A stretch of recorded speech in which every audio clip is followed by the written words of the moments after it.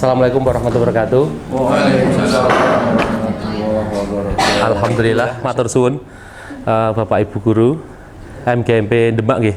Ini Pak, ini adalah magnet biasa sih Pak. Magnet silinder yang tengahnya bolong. Ini magnet biasa. Jadi ini adalah ferromagnetik besi. Maka dia nempel karena dia ferromagnetik. Nah, dengan bahan paramagnetik, ini bahan paramagnetik, maka dia tidak nempel. Sebenarnya ikatannya ada, gaya ikatnya ada, tetapi paramagnetik ini punya ikatan yang sangat lemah, tapi masih ada. Ini adalah aluminium paramagnetik, ini magnet yang sama. Ketika saya jatuhkan, ini hal yang luar biasa terjadi. Bismillahirrahmanirrahim. Jadi ada gaya tolak menolak. Jadi B, medan magnet dari silinder, batang silinder bertolak menolak dengan B yang muncul dari arus di permukaan batang aluminium berongga ini. Ini sungguh luar biasa. Nah, bisa nggak kita cobakan yang kali ini kan nggak ketok gitu, nggak kelihatan. Nah, ini kayu nih, seperti ini, sama aja. Ini adalah plastik dan ini adalah aluminium. Hal yang sama akan terjadi di permukaan dari aluminium ini. Dia akan menghasilkan arus itu menghasilkan medan magnet itu saling tolak menolak. Kita coba.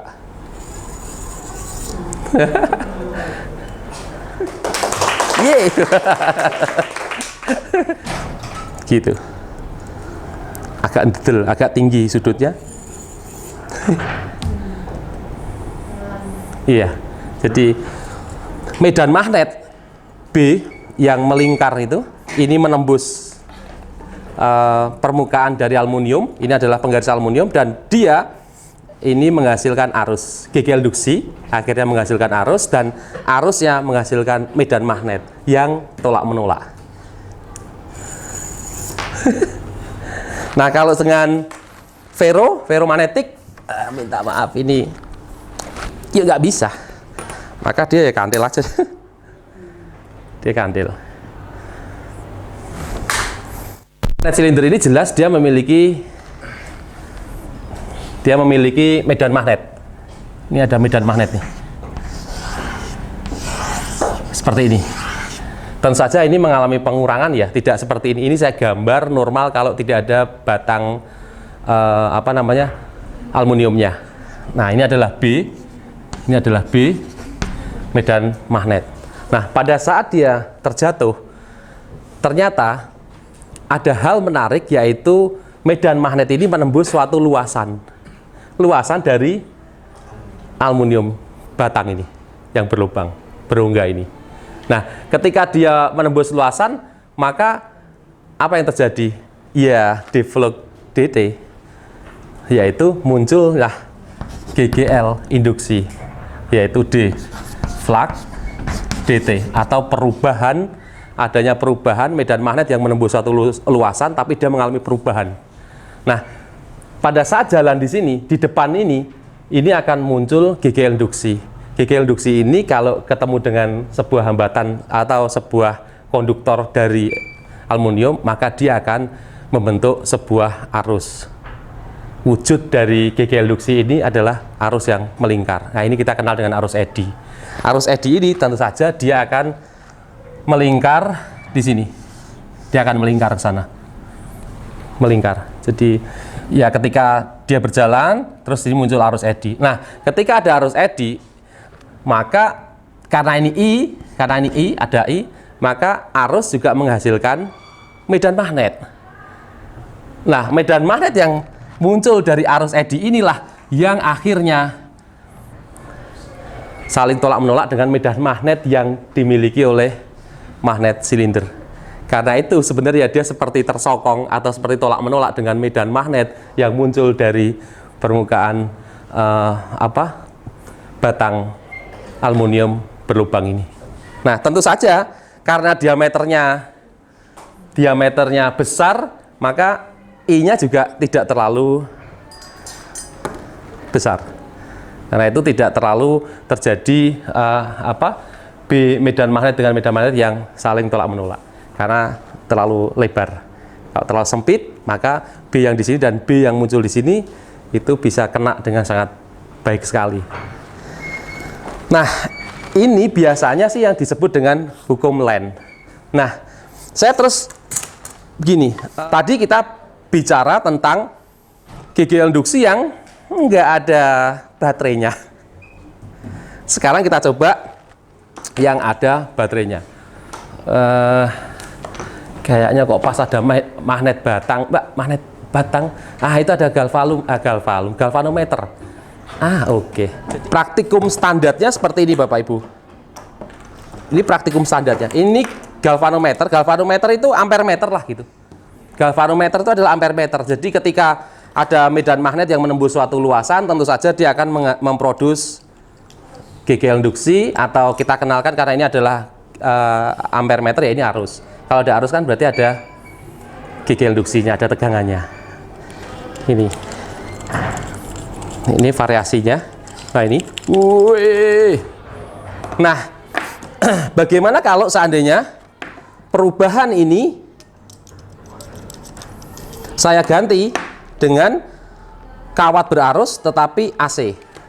Kawat berarus tapi AC. Kalau ini pakai baterai, ini pakai paku, maka pada nempel jadi magnet. Mainan anak itu. Jadi paku, kasih kumparan, kasih baterai, dia jadi magnet. Medan magnet nanti, muncul medan magnet. Nah, bagaimana jika sekarang luar biasa, yaitu ketika tidak baterai. Ya, harusnya bisa saya demokan pakai baterai, cuma tadi belum sempat ngambil. Ini adalah audio function generator. Audio function generator itu menghasilkan sinus, gelombang sinus biasa. Ini saya cobakan dulu.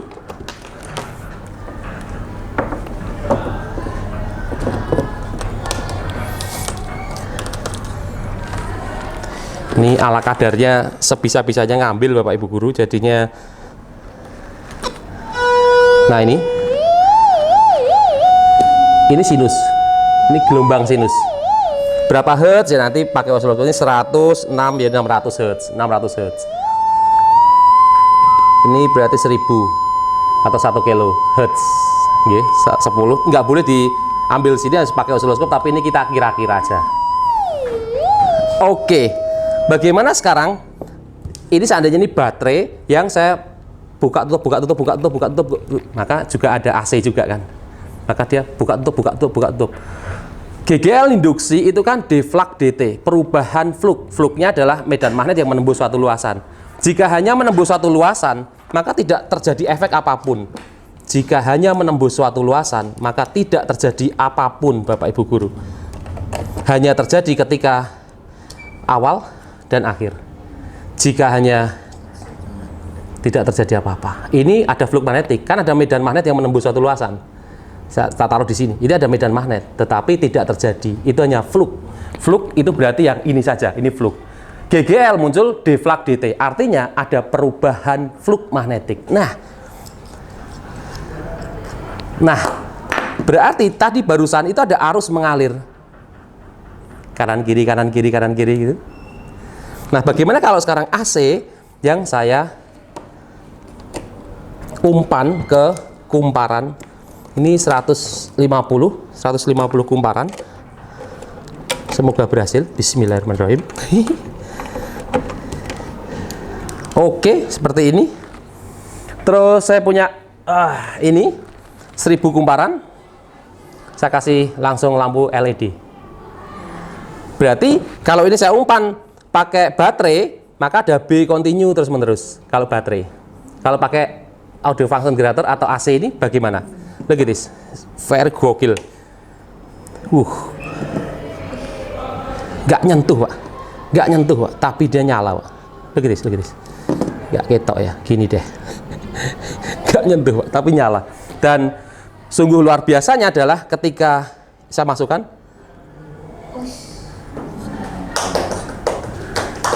Terima kasih. Ini, Pak, ini charger wireless Pak. Oh iya dong. Basic kerjanya seperti itu dong. Ini ada arus yang bolak-balik. Kalau ada arus bolak-balik berarti basic ini juga ada arus bolak-balik. Ada B, maaf, ada B yang keluar bolak-balik.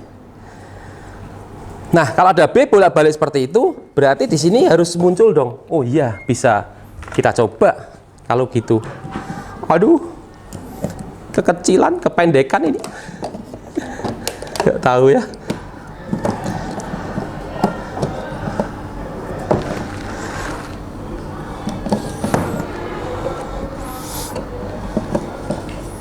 Bentar, karena ini headnya besar.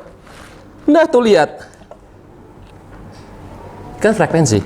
Tak bikin 1 Hz, 1 Hz, 1 Hz, 1 Hz. Look at this, 1 Hz. Maka dia seperti saya pakai yang tadi itu. Big. Maka sangat persis. Look at this. Ya kan? Padahal cuma seperti ini aja nih. Sama dengan yang ini tadi. Nah, sama persis. Sama persis, 1000 kumparan. Maka kalau hanya dengan ini, wow. Oh, Pak, berarti kalau ini saya masukkan, tambah besar dong harusnya. Ah, itu dia. Look at this. Frekuensi saya tingkatkan. 2 Hz. 3 Hz.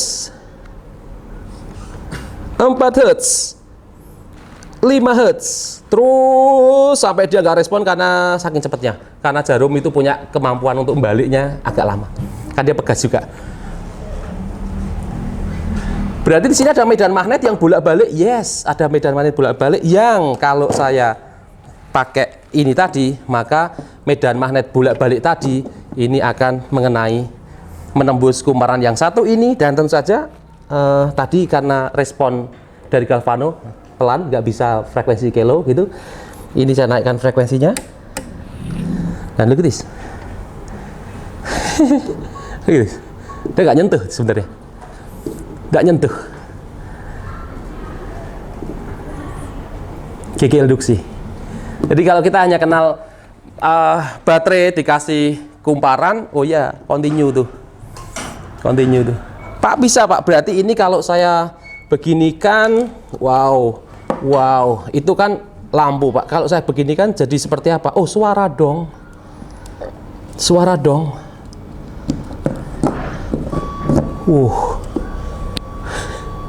Suara dong, tapi dia juga tidak tersentuh.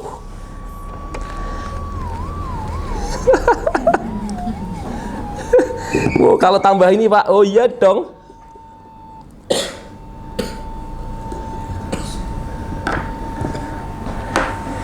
GG induksi. Hal yang Bapak Ibu guru sampaikan ini, tetapi bagi saya is not enough. We must provocate. Kita harus memprovokasi anak agar terinspirasi. Caranya apa? Ini diwujudkan. Boom, fisika akan menarik. Tapi kalau hanya ini, aduh ini. Apalagi setelah ini nanti dihantam oleh soalnya kalau nggak hot, dimarahi, harus hot, maka itu masalah kita.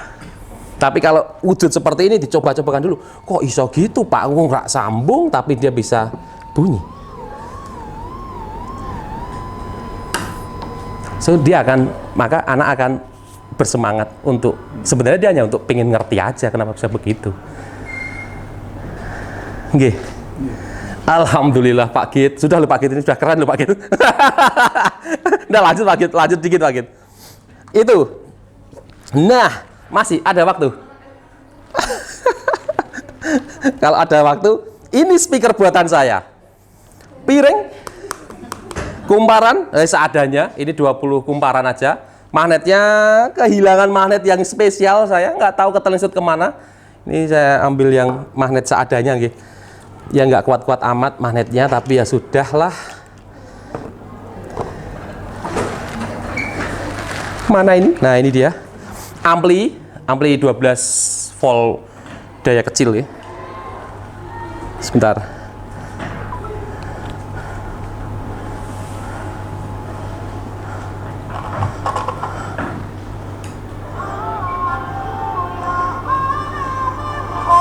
Speaker Pak. Real. Kalau saya angkat dia hilang. Karena kan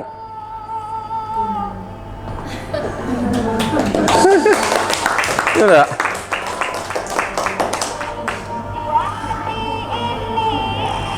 Jadi ini cara paling apa ya? Paling sederhana untuk memprovokasi anak agar meningkatkan rasa curiosity, Pak. Intinya itu, Pak. Intinya adalah rasa curiosity anak itu meningkat. Kalau sudah dapat curiosity mereka kita senggol, mereka anak muda, Pak. Malam aja dia jikluk gitu HP untuk cari informasi sebanyak mungkin. Besoknya dia udah keren, Pak. Udah pinter macam-macam. Kita udah ketinggalan. Ya enggak? Nggak cukup situ, Pak.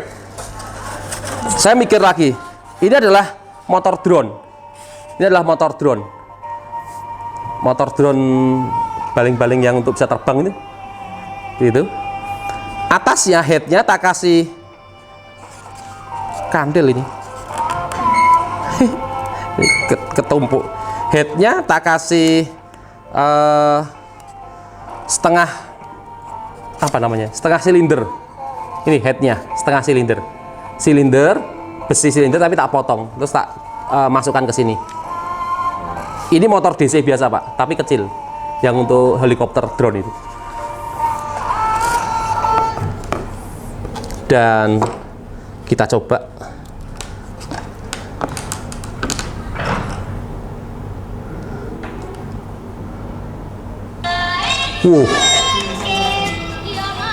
Ada base, Pak. Subhanallah.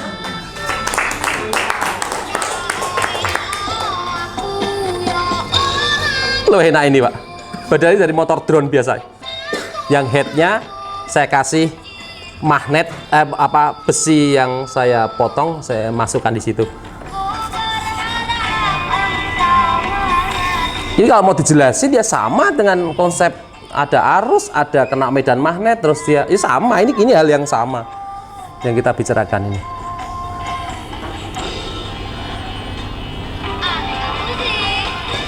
Mantap ya?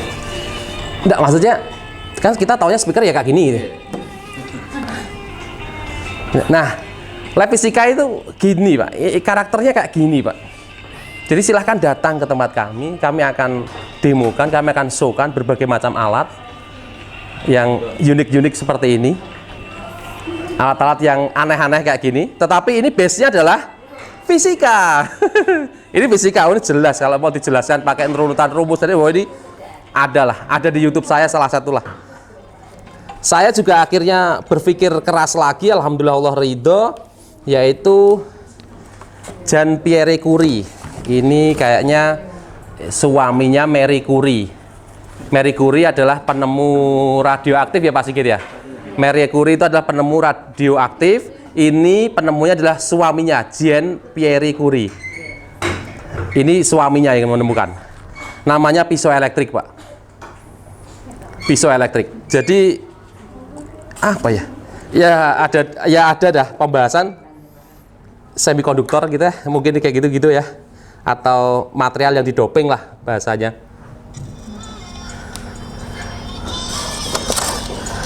Wow. Wah, tipis lagi, Pak. Speakernya, Pak. Nggak ada yang bergetar kalian. Ya, Pak, sentuh gini, Pak. Nggak ada yang bergetar, Pak. Coba sentuh, Pak, untuk membuktikan. Ada yang bergetar nggak? Tapi bunyi.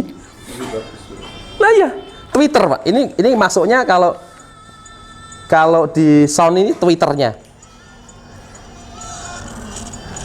Amplinya nggak bisa maksimum. Nah itu Twitter kan suara frekuensi tinggi. Kalau yang ini tadi frekuensi rendahnya ada bungbungnya. Kalau ini frekuensi tinggi.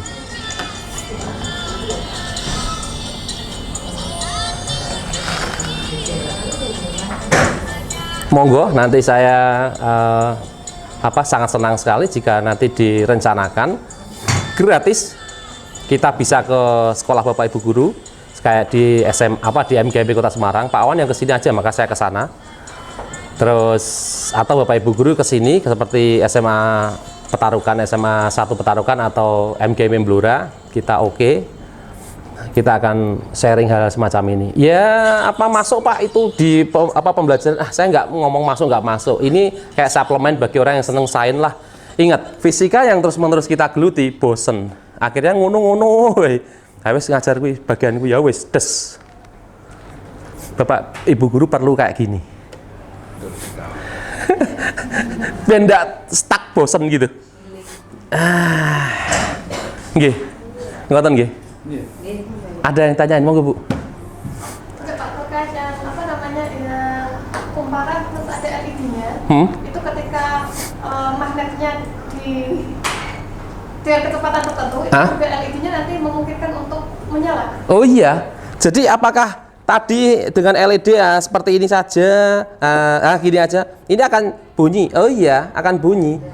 Kalau itu lampu, oh iya dia akan nyala. Tapi Bu, tapi frekuensinya 100 kHz Bu. Yang 1 Hz itu ding, ding, 1 tek, tek, tek, tek, lagi 100 kilo. Wah, raiso. Nggak bisa nih. Lah yang bisa siapa? Ya ini. Jadi ini kan menghasilkan sinus. Arus sinus. Jadi dia dilewati arus terus bolak-balik seperti ini 100 kHz. Ini tadi kan atau mungkin 1 kilo, nggak sampai 100. 100 sama 10 berarti 1 kHz. 1 kHz itu udah kenceng loh. Nggak mungkin dong ini ya. Ding, ini 1 Hz ding. Cepat sedikit ding, ding. Ya, ini berarti berapa? 0,5 second. Gitu kan? 4 Hz berarti. Ini 4 Hz nih. Berarti kalau 8 Hz 8 Hz berarti kan 2 kalinya yang 4 Hz tadi. Nah kalau 1 kHz, waduh, iya, nggak sampai gitu, gitu Bu. Demikian. Mohon maaf kalau ada kesalahan, ada khilaf. Saya minta maaf. Saya tutup dengan kita baca hamdalah bareng-bareng. Alhamdulillahirobbilalamin.